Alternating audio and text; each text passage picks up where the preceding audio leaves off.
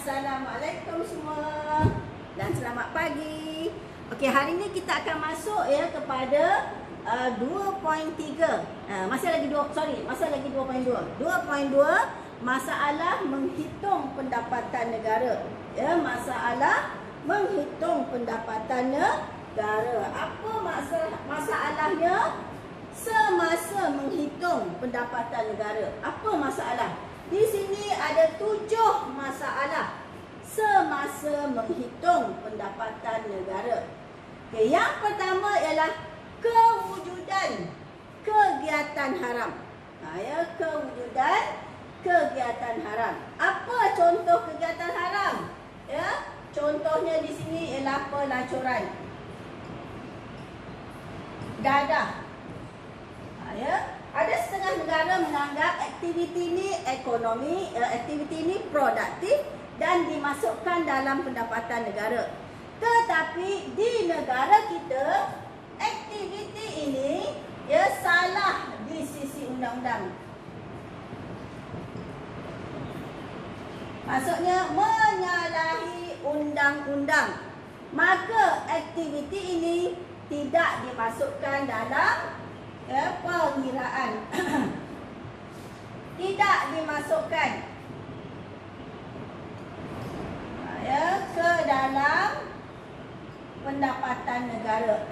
Semasa menghitung KDNK kita tak masukkan. Maka apa yang berlaku? Maka pengiraan pendapatan negara menjadi tidak tepat. Ramai pelajar menjawab tidak tepat. Maka penghitungan pendapatan negara menjadi tidak tepat. Betul. Tetapi perkataan tidak tepat tidak digunakan dalam skema MPN. Perkataan yang digunakan untuk tidak tepat tu tak tepat macam mana? Adakah terlebih hitung atau terkurang hitung?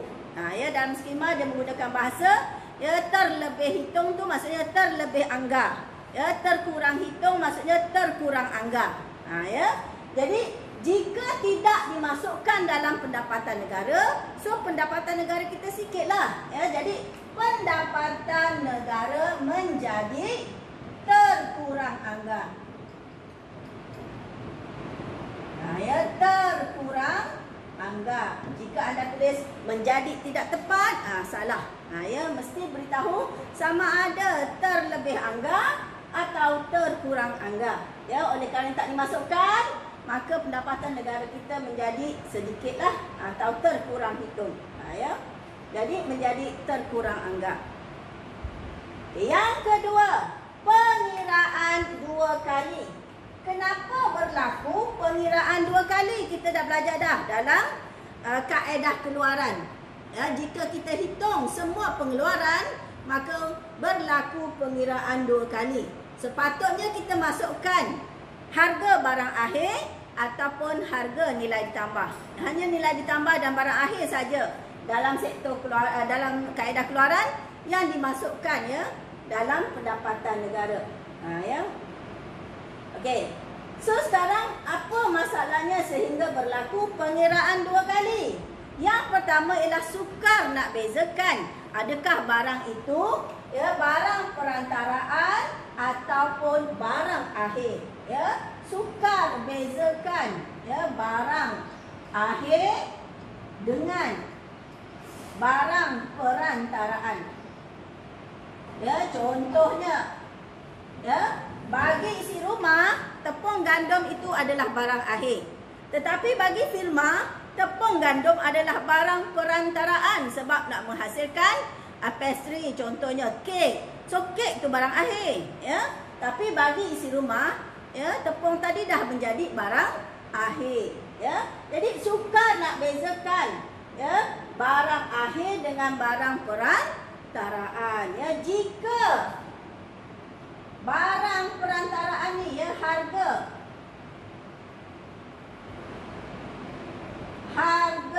barang perantaraan dihitung ke dalam pendapatan negara, kesannya pendapatan negara menjadi terlebih anggar.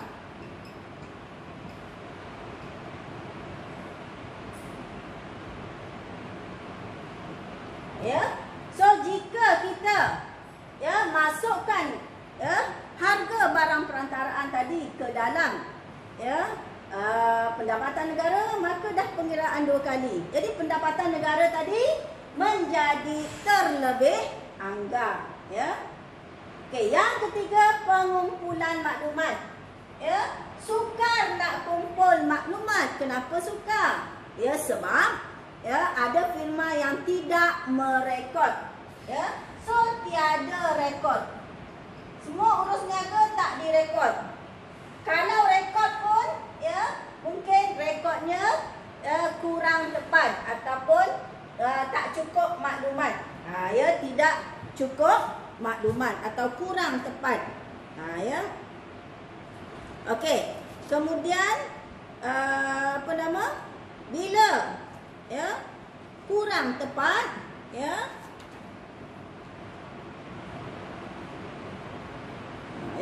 bukan kurang tepat, kurang maklumat terdapat, tidak lengkap.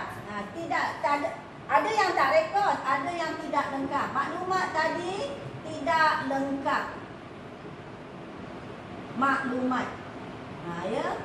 Urus niaga ni, urus niaga tu, maklumatnya tidak lengkap.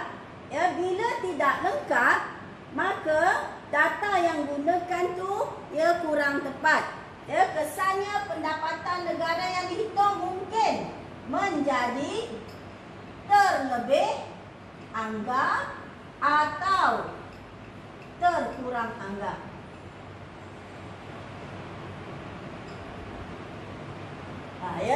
Terlebih anggar atau terkurang anggar.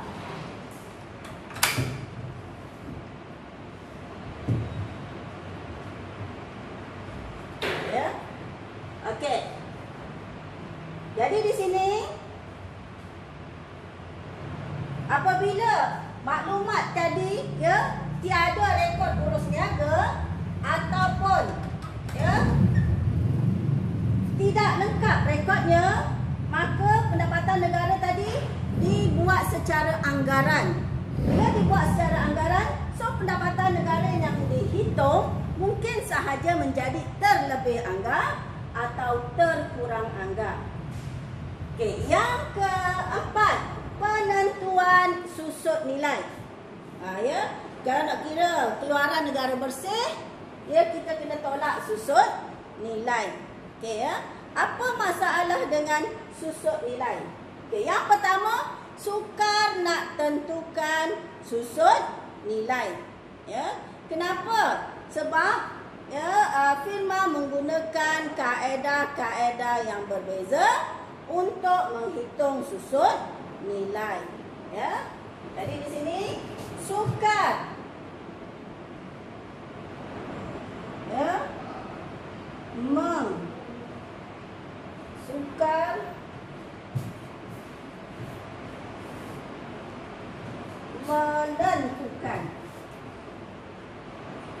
menentukan kaedah mengira susut nilai. Sebab ada banyak kaedah dalam mengira susut nilai. Jadi sukar nak tentukan kaedah mengira susut nilai. Jadi di sini firma akan menggunakan kaedah yang berbeza. So kesannya nilai susut nilainya berbeza. Berbeza.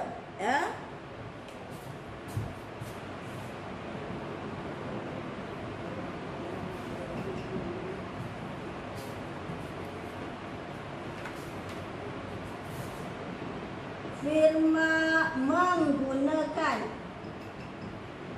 kaedah yang berbeza. So, maka nilai susut nilai berbeza.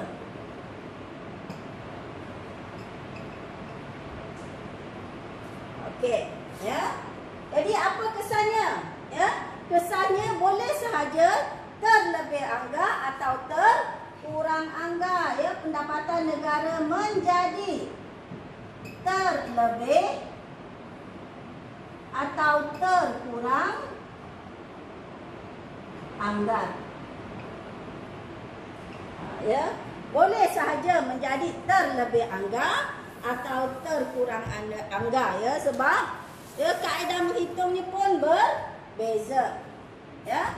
Jadi kita lihat yang kelima, aktiviti yang tidak dipasarkan, ya, aktiviti yang tidak dipasarkan. Ya. Jadi contohnya apa yang tak dipasarkan? Ya, contohnya sara diri. Nah, ya. Ataupun apa contohnya? Mungkin barter, sistem barter.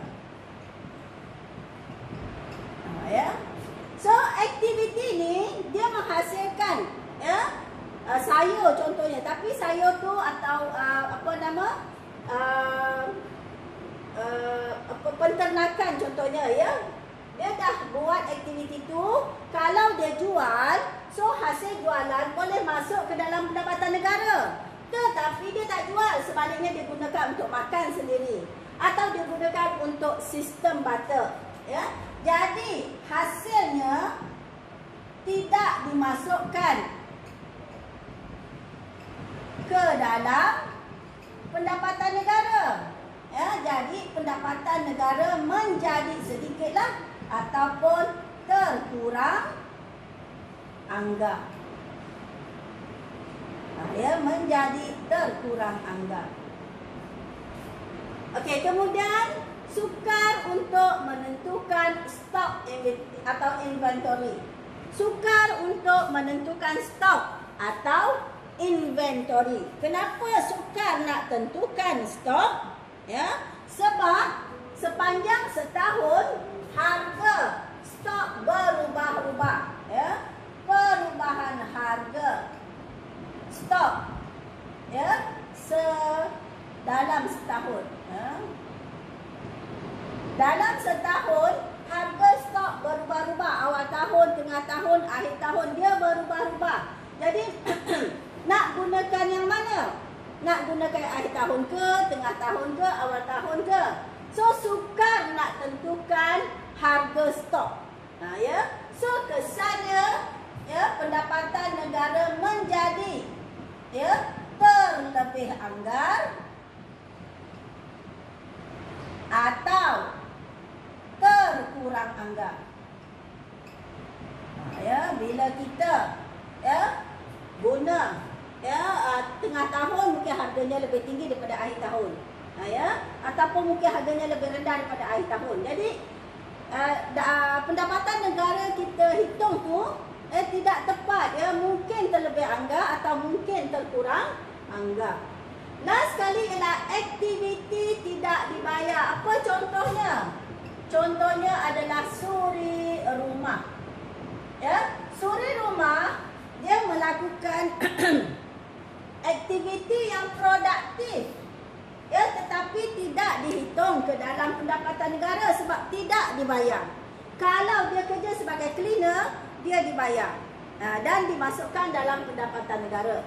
Ya, oleh kerana dia buat kerja sendiri ni tanpa dibayar ataupun contohnya gotong royong, ya, juga tidak dibayar, ya, maka, ya, tidak dimasukkan dalam pendapatan negara, ya. So aktiviti tidak dimasukkan, ya, dalam pendapatan negara. Jadi pendapatan negara menjadi, ya, menjadi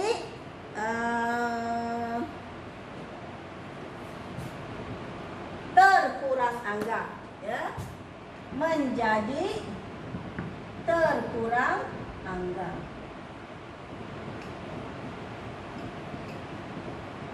Ya. So di sini dalam huraian anda kenalah sebut, ya, kena sebut.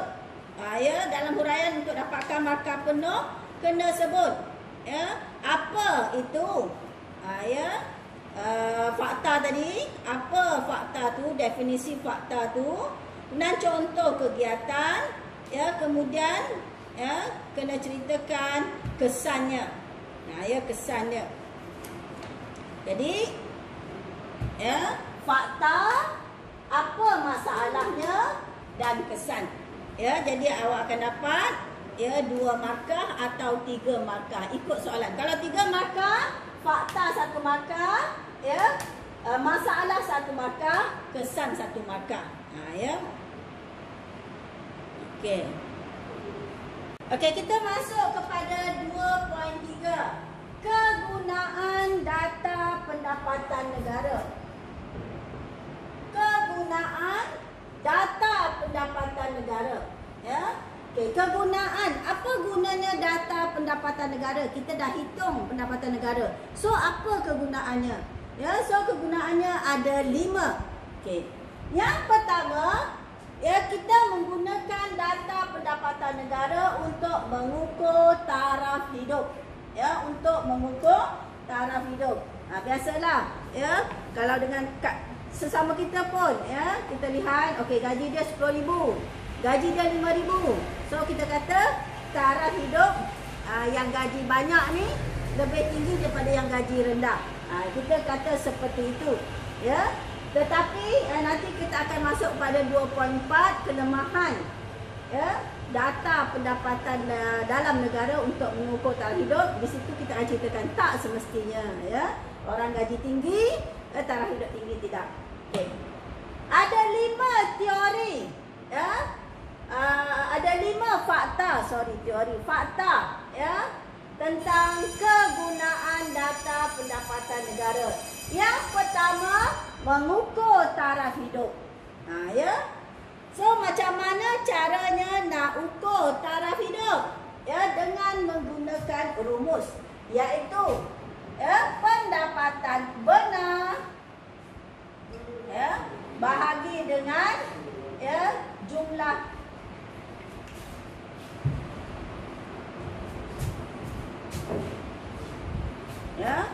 pendapatan, ya, per kapita.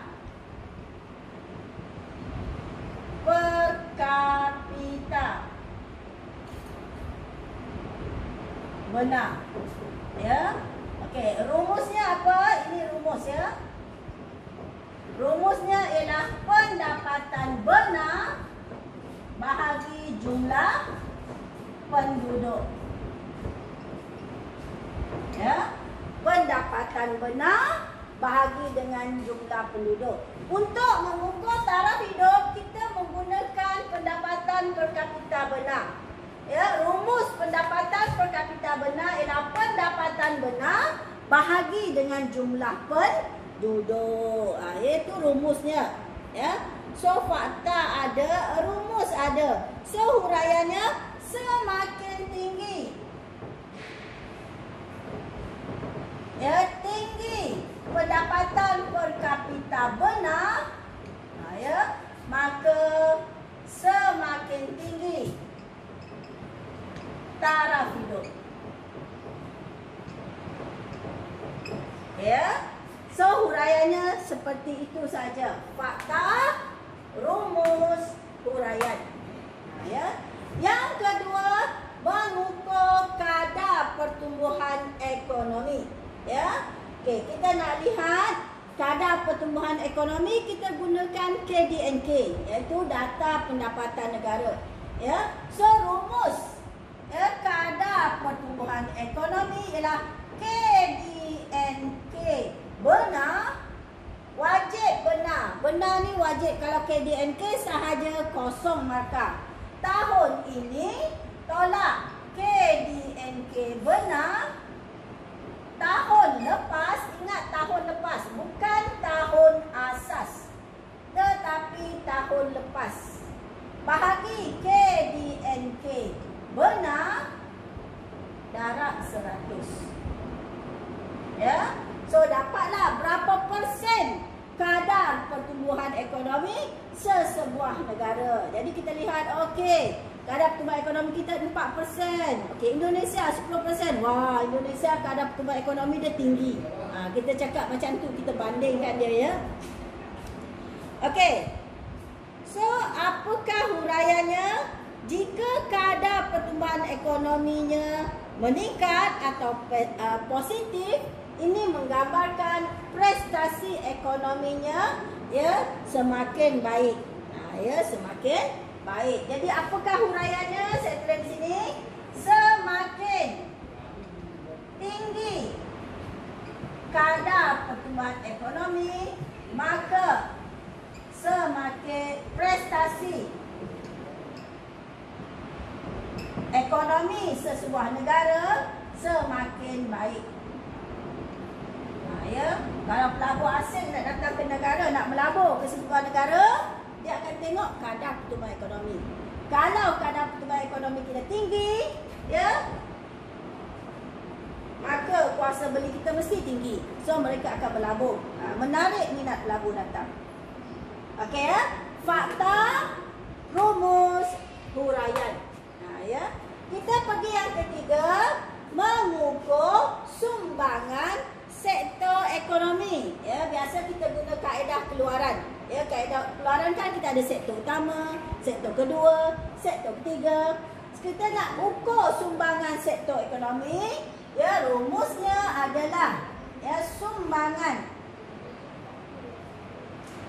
sektor terhadap KDNK. Saya terus jelas sumbangan sektor. Jadi kalau nak sektor utama atau sektor kedua atau sektor ketiga, mana-mana bahagi dengan KDNK darab 100. So dapatlah sumbangan sektor ekonomi. Kita dapatlah sumbangan sektor pertama, sumbangan sektor kedua, sumbangan sektor ketiga. So apakah huraian dia? Semakin tinggi sumbangan sektor itu, maka semakin penting atau semakin baik prestasi ekonomi. So huraiannya semakin tinggi sumbangan sektor tersebut, maka semakin penting sektor itu. Biasanya sektor pertama, kedua, ketiga, yang paling banyak sumbangan ialah sektor ketiga. Sektor ketiga ni paling banyak sumbangan. Maka sektor ketiga ni sangat penting kepada negara atau prestasinya semakin baik. Okey, kita lihat yang keempat, mengukur prestasi pelbagai sektor ekonomi. Mengukur prestasi pelbagai sektor. Sama juga tadi, kalau ada sektor-sektor, maka ini berkaitan dengan kaedah keluaran. Kaedah keluaran. Mengukur prestasi pelbagai sektor ekonomi. Okey, so rumusnya ialah kadar pertumbuhan. Kalau nak tengok prestasi, kadar pertumbuhan. Kadar pertumbuhan sektor ekonomi. Okey, contohnya kita nak lihat sektor kedua. Jadi sektor kedua tahun ini tolak sektor kedua tahun lepas, bahagi sektor kedua tahun lepas, darab dengan 100. Ingat kalau kosong itu bukan tahun asas. Kosong itu adalah tahun lepas. Jadi semakin kadar pertumbuhan ekonomi yang meningkat menggambarkan prestasi ekonomi ini semakin baik. Ataupun semakin baik itu je lah. Jika kadar pertumbuhan ekonomi sektor tinggi, maka prestasi sektor tersebut semakin baik. Ya, contohnya ya sumbangan ya atau kadar pertumbuhan sektor kedua meningkat tahun ini ya 30%. Ya. Tahun lepas 28%. Ya. Maka kita nampak kadar pertumbuhan sektor ini meningkat. Ini menunjukkan sektor kedua menjadi semakin prestasinya menjadi semakin baiklah. Okey, yang terakhir yang kelima, mengukur perubahan struktur. Ya, mengukur perubahan struktur. Kadang-kadang pelajar tersalah tulis. Ya, tersalah tulis perubahan sektor. Ya, salah. Ya. Kesilapan menulis. Kataan ya, sepatutnya struktur, bukan sektor. Ya, minta maaf lah pusing sikit. Mengukur perubahan struktur ekonomi. Ya. Perubahan ya, struktur ni maksudnya dari sektor utama kepada sektor kedua kepada sektor ketiga. Ya, zaman dulu kita bergantung kepada sektor pertama. Ya, banyak ekspor kita, aktiviti kita banyak di sektor utama. Ya, kemudian tahun 80-an kita beralih kepada sektor kedua. Ya, sektor utama semakin berkurang, ya, sektor kedua semakin meningkat. Ya, kemudian sekarang sektor ketiga. Jadi peralihan kebergantungan ekonomi dari sektor kedua pertama kepada kedua, kedua kepada ketiga, kita panggil perubahan struktur. Ya. Okey.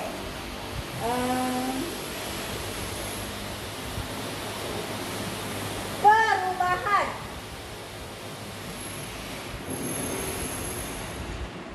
ya, sektor dari ya, sektor utama atau pertama kepada sektor kedua dan sektor ketiga. Ya. Sektor ketiga itu adalah perkhidmatan, ya. Maka semakin baik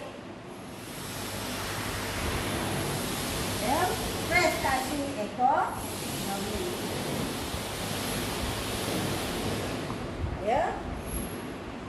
Perubahan kebergantungan kita daripada sektor utama kepada sektor kedua, kemudian kepada sektor ketiga. Ya.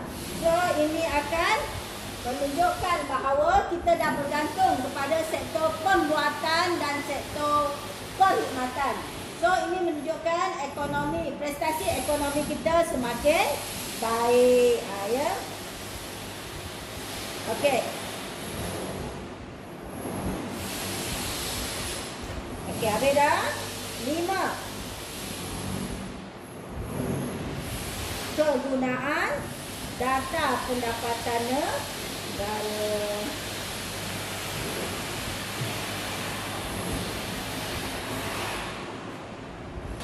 Yang akhir sekali ialah yang keenam, ya, ada lagi satu tambahan iaitu kegunaan data pendapatan negara yang terakhir ialah sebagai asas untuk membuat perancangan ekonomi. Ya. Asas untuk membuat perancangan ekonomi. Okey, data pendapatan negara tahun ini dan tahun lepas dapat menggambarkan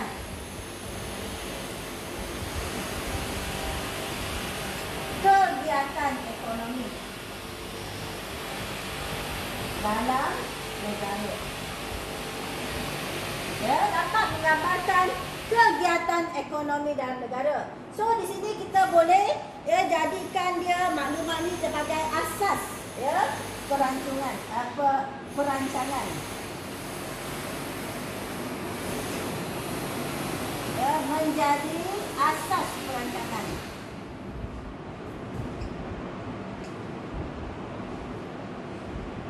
Ekonomi pada masa depan. Okey. Ya. So di sini data tahun ini, data tahun lepas, yang tentang kegiatan ekonomi, contohnya pelaburan. So kita boleh lihat sumbangan pelaburan, ya. So data-data ni kita boleh jadikan sebagai asas perancangan pada masa depan jika berlaku kemerosotan ekonomi dalam sektor-sektor, contohnya lah, ya.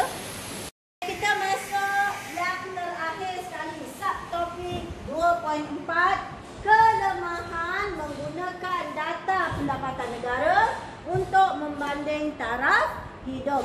Kita gunakan data untuk membanding taraf hidup. Sama ada taraf hidup antara negara atau antara masa. Ya. Ada dua je soalan.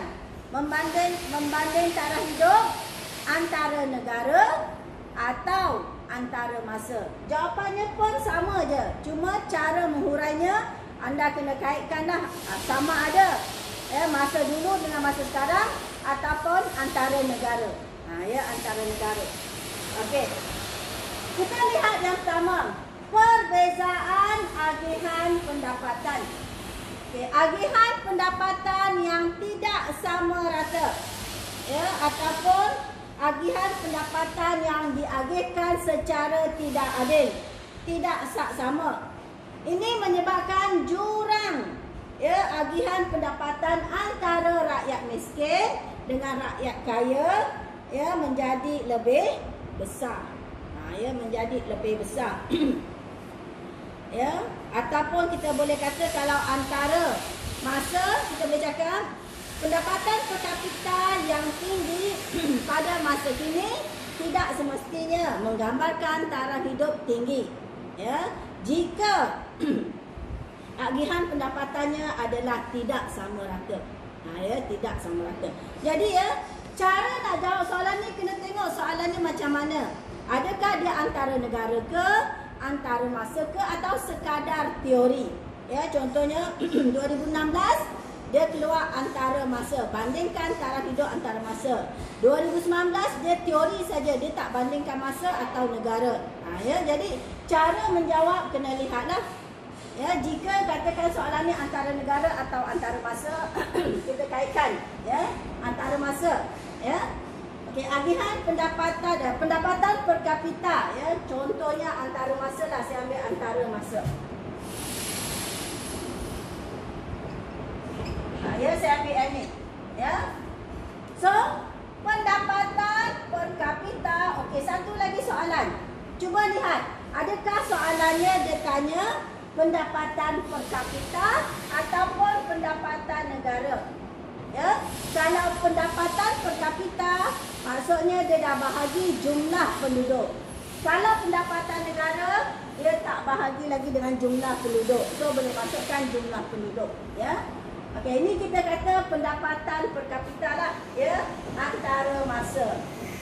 Contohnya ini soalannya lah, pendapatan per kapita antara masa, untuk membanding taraf hidup. Okey, kita lihat pendapatan per kapita pada masa lalu, masa kini lah, masa kini tinggi tidak menggambarkan taraf hidup tinggi. Okey, jika agihan pendapatan tidak sama rata.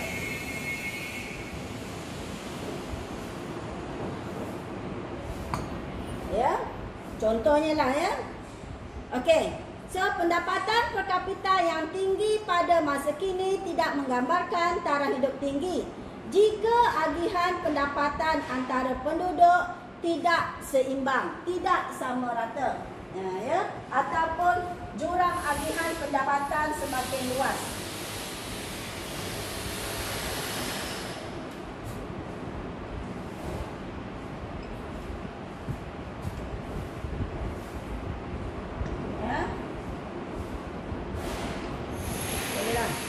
Patut pen lain. Okey.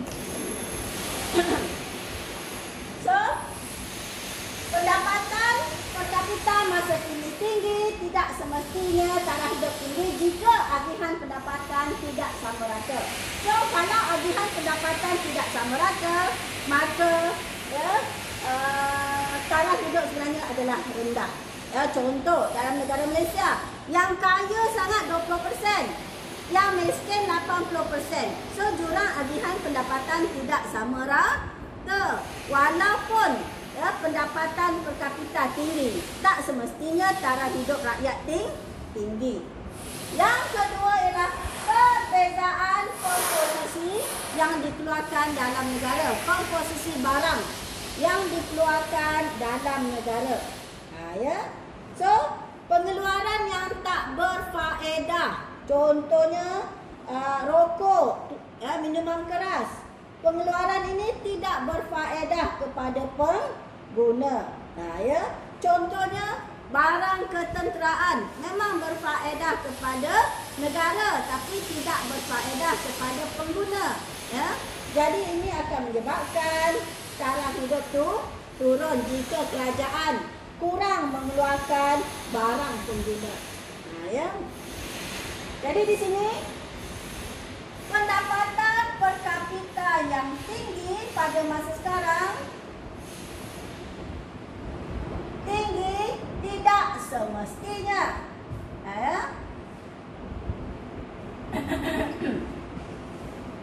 Taraf hidup tinggi. Jika negara mengeluarkan barang tidak berfaedah. Seperti arak dan rokok. Jadi pendapatan memang tinggi tapi ada banyak jual arak dengan rokok. So kesihatannya kesannya kesihatan rakyat terjejas.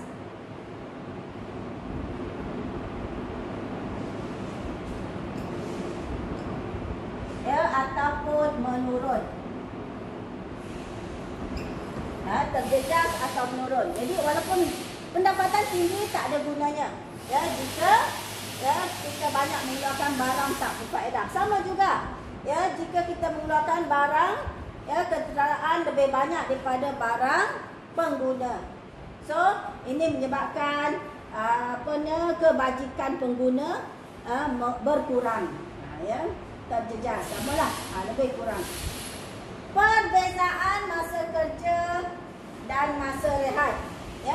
Pendapatan per kapita yang tinggi tidak semestinya, ni hanya ayat sama je tidak menggambarkan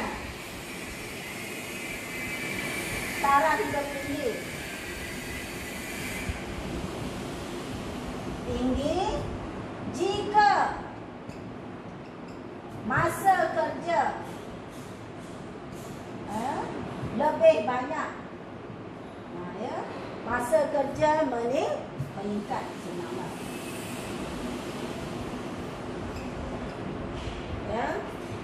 So pendapatan per kapita yang tinggi tidak menggambarkan taraf hidup tinggi jika masa kerjanya bertambah atau meningkat. Kenapa? Sebab kesan daripada masa kerja yang meningkat, pengguna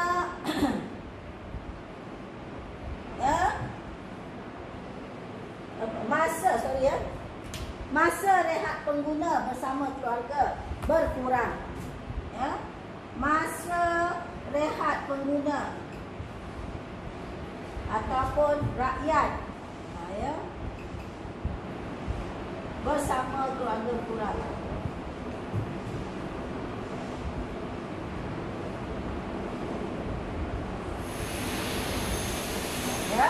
So kesannya taraf hidup dia akan menurun.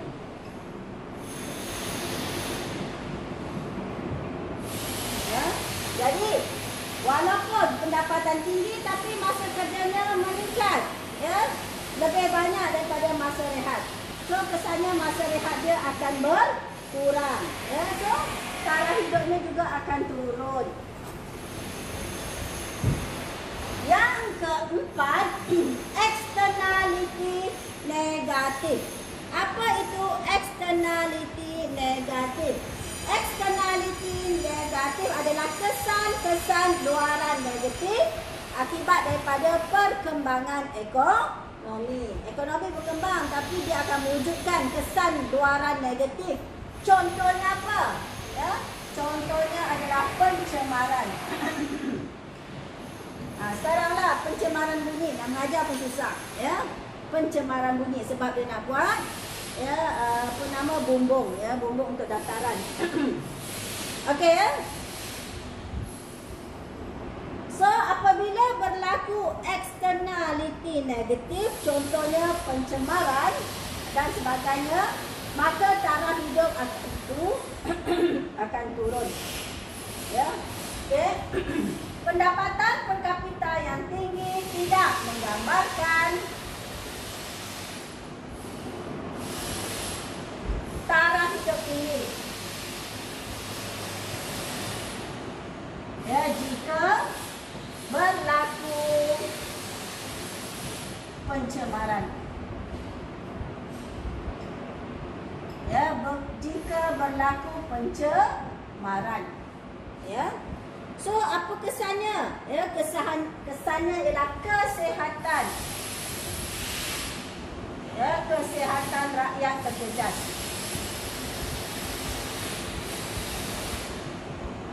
Ya. So taraf hidup akan menurun.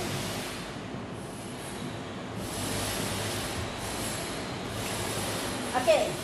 Yang terakhir, yang kelima ialah perubahan tingkat harga umum atau kos sara hidup. Ya. Walaupun pendapatan per kapita tinggi, tidak semestinya taraf hidup tinggi.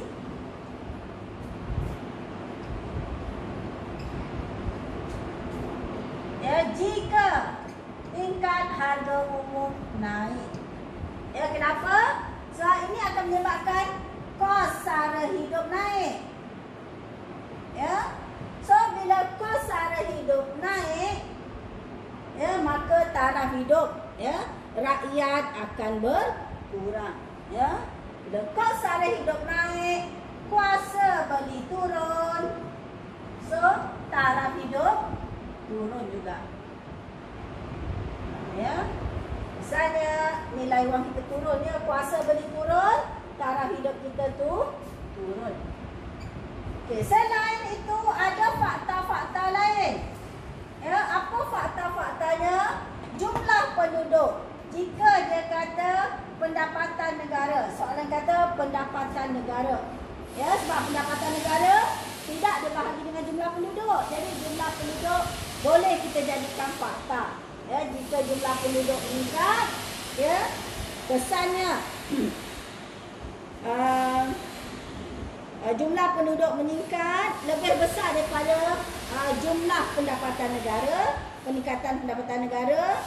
So ini menyebabkan jumlah barang yang dinikmati, ya, akan berkurang.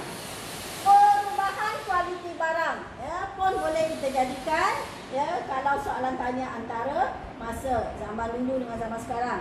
Ya, walaupun pendapatan per kapita tinggi, tapi kualiti barang kita rendah, contohlah, ya. So taraf hidup kita rendah juga. Perubahan tingkat harga umum.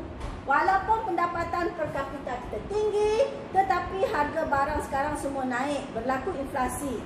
Ya. So taraf hidup kita juga turun. Ya. So ini sahaja sebab-sebab kenapa data pendapatan negara tidak sesuai atau tidak boleh menggambarkan taraf hidup. Ya.